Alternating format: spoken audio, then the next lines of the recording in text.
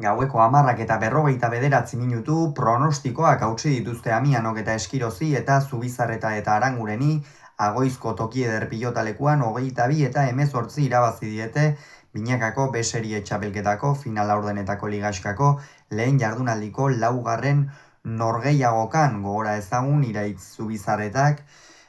berehala esan behar izan ziola agur lauterdiko txapelketari final zortzirenetako partidan Larrazabalen aurka galdu ostean, Arangurenek aspaldian ez du jokatu, Amiano B-serieko lauterdiko finalista izan zen, baina ez zuen Senarren aurka irabazterik izan eta Eskirozek ere lauterdiko txapelketa jokatu zuen, baina multzo fasean agur esan behar izan zion txapelketari. Beno, partida hasieratik ikusi da Aranguren oso oker ibili dela, oraindik ere behar bada aspaldian partidari jokatu gabe eta abar aginakoak, oraindik ere ritmoa hartzek eduki dezake,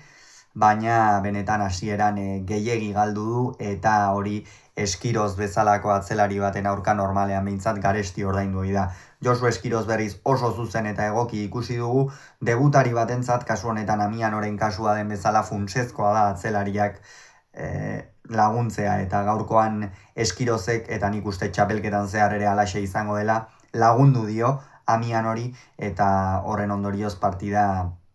bikaina osatu du hasieratik hasita. Iraitz Zubizarreta ere hasieran zorrotz ikusi dugu. Oso berdindua izan da hasiera, gero egia da 11 eta 8 hor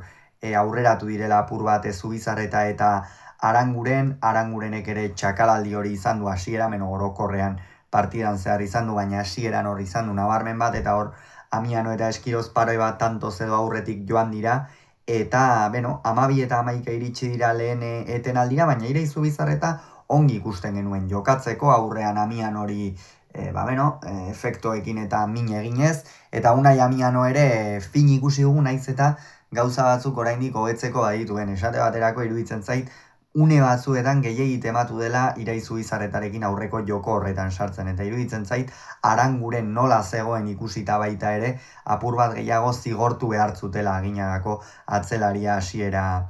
horretan. Bigarren zatia ere oso berdinduta joan da, baina Arangurenek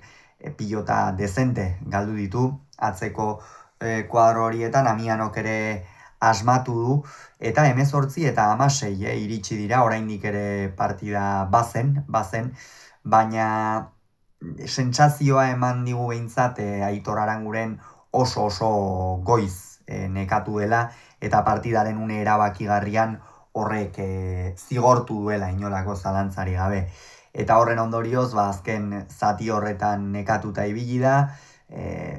Amianok eta Eskiroze gainera tantoa gogortu dituzte, eurak fisikoki fin zebiltzan, Zubizarretak ezin izan du sartu, Aranguren asko zigortu baitute esan dugun bezala, eta azkenerako 22 eta 18 amaitu da, eta honen bestez lehen puntua erdietsi dute Amianok eta Eskirozek, egia esan Zubizarretak partida bikaina jokatu du, baina Arangurenek iruditzen zait gora egin beharra daukala, nik uste partidak jokatzen joaten denean eta erritmoa hartzen joaten denean ere aginagako atzelariak lortuko duela bere maila hori, eta partida askotan gainera agindu beharko luke, naiz eta ez jotzaile izan, eta azkenerako horrelaxe amaitu da B-serieko jardunaldia, egia esan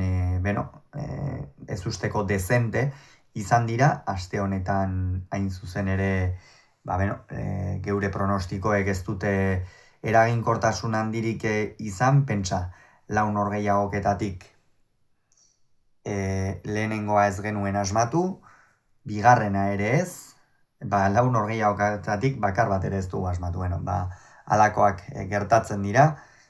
zer litzateke ez, bestela ez luke inork ikusiko pilota, beti asmatuko bagenitu, eta kasu honetan geure usteak ez dira bat ere bide zuzenetik joan. Eta ikusiko du, ea datorren astean, Basaurin hasiko da jardunaldia, igandean Eibarren amaituko da, eta zer gertatzen den, gogora ezagun, Zubizarretak eta Arangurenek, Senarrek eta